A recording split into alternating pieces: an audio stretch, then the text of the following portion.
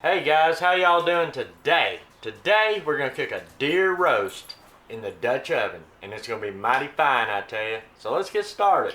Right here is our deer roast, and this is a neck roast from what I hear. My uncle killed this deer, so we're gonna cook her up and see how good she is. We're gonna start out by seasoning it with some kosher salt. We're gonna do both sides, get a good layer on there. And we're going to season it real good with some coarse cracked black pepper in a jar. Get it really good and coated. Nice and coated. I'm going to flip it over, do the other side. Other side is done just like that. And I'm going to let this sit there and kind of get up to room temperature for probably 20 minutes or so. Medium heat, I heated up a couple tablespoons of oil and a tablespoon of butter. Now, our venison is going in. We're going to do a nice sear on both sides.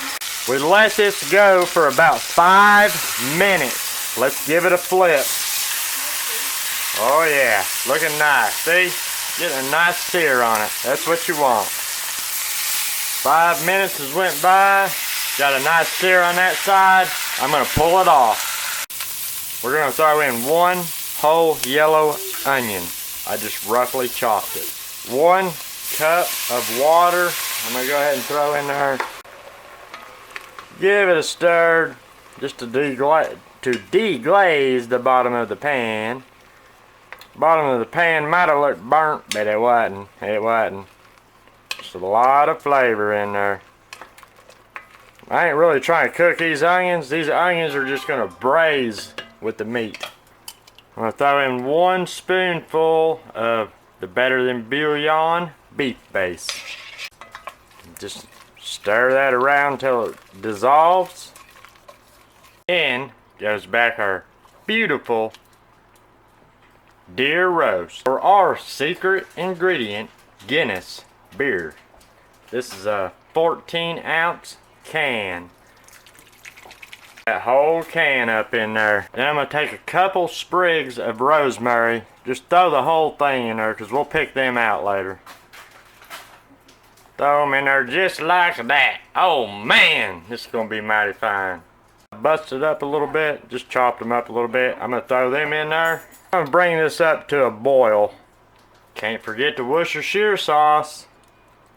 Couple dollops of that, not dollops, just couple tablespoons, maybe a tablespoon or so of that. Starting to come to a boil, I'm going to cover and I'm going to turn my heat down to almost low just to let it sit in the pot and simmer and just braise and let that meat get tender. Been going about 2 hours. Woo! Look at that steam.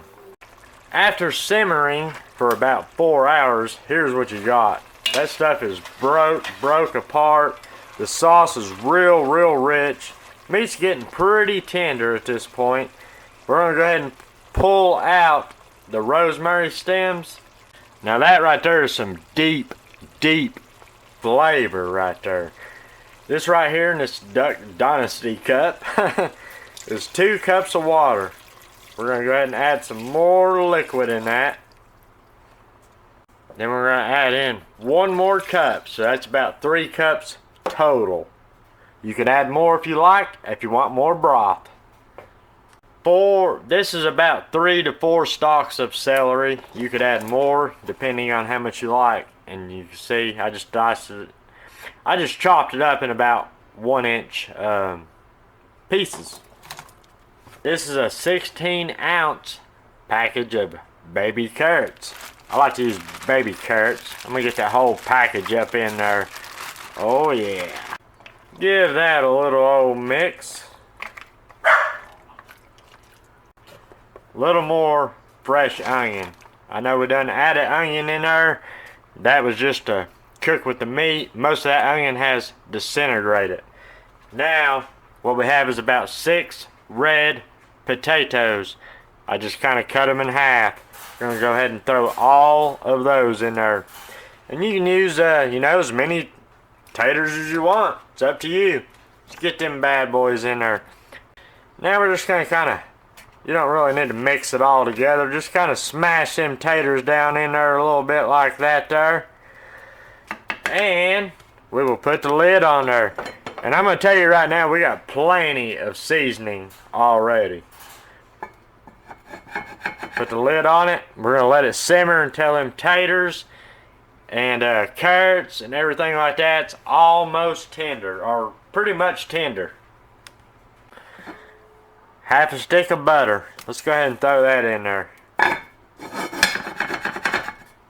Deer stew is done. Look at that right there. Looking good, I tell you. Taters are tender. Taters are tender. No, they really are tender. See, they're falling apart. Alright. Good old roast meat. Just pulling apart. Just falling apart. Look at that. Nice, juicy. Alright, y'all. We'll turn the heat off. We'll let that cool for a little bit. Let me put this in a bowl if you wanted to, but I like to get a little bit of butter.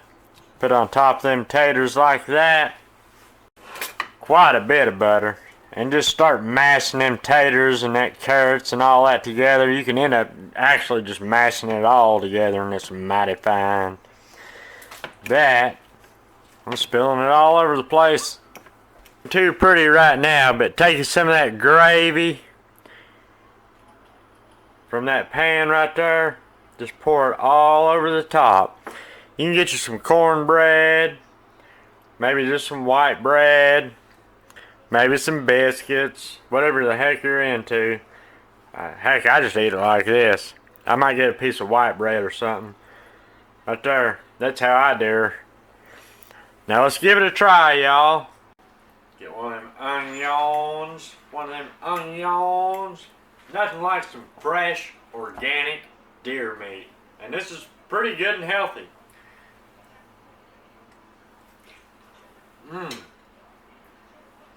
Now I guarantee you, that's one of the best deer roast recipes you'll ever try. I mean, that right there was freaking amazing, guys.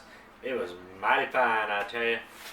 Thanks for watching this episode, and I will see y'all next time. Cheers.